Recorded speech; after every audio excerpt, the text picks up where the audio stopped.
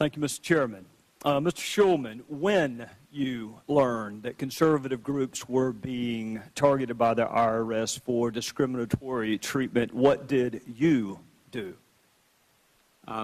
When I learned of the existence of a BOLO list, in that same conversation or right around that time, I also learned a couple things. One, that it was being stopped.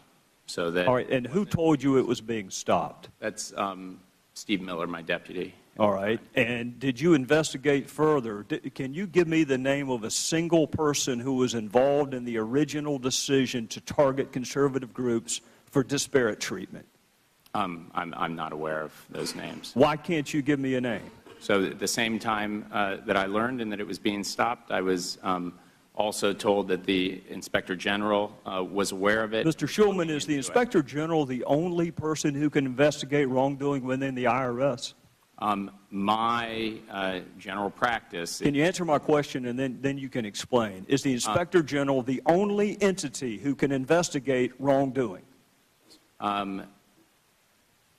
Congress can investigate. How about you? Can you do it? The practice at the Internal Revenue Service that I inherited. So if there's inappropriate conduct being done on your watch in the IRS, then that inappropriate conduct can last as long as the Inspector General's investigation lasts. Is that what you're telling me? That you're not going to step in and stop it?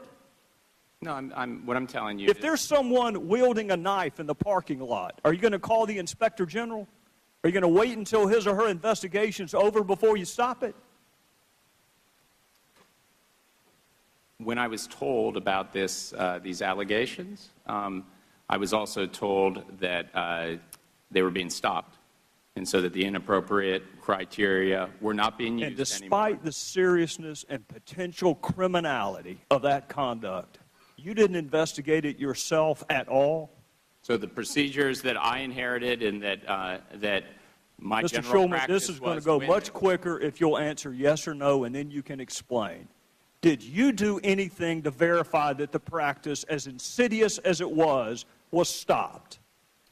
The Inspector General was going to be looking into it, and that's where Is it that you can't say yes or no, or you're just choosing not to say yes or no?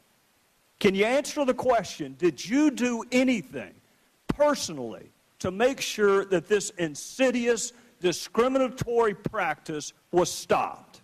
Yes or no? At the time that I learned about it, I also learned two things. The first was that it was being stopped, and the second was that the Inspector General. And what did you do to verify that it was stopped? The responsible deputy of the Internal Revenue Service told me it was being stopped. I had no reason to believe otherwise. Did you investigate why conservative groups were being targeted? Excuse me? Did you investigate? So you can't give me a single name. You can't answer the who. Can you tell me the why? Why were conservative groups? Why was the culture such under your watch that an employee felt comfortable targeting conservative groups? Did you investigate that? You know, from my reading of the report, I can't tell if it was political motivation or if it was tone deaf, somebody trying to expedite a way to you still don't know that this was political.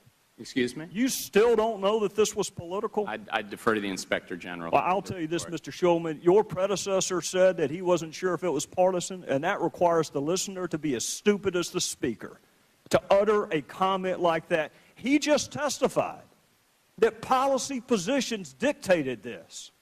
What does that mean to you? If it's not partisan, what does that mean? I'm not sure I heard that testimony. Well, we'll be sure and get you a copy of the transcript, and you can supplement your testimony. How's that? Do you agree with Dan Pfeiffer? Committee's questions. Do you agree with Dan Pfeiffer that the law is irrelevant, or do you think it is relevant? I think the law is always relevant. Do you think 26 U.S.C. 7214, which provides for criminal penalties for this conduct, would be relevant?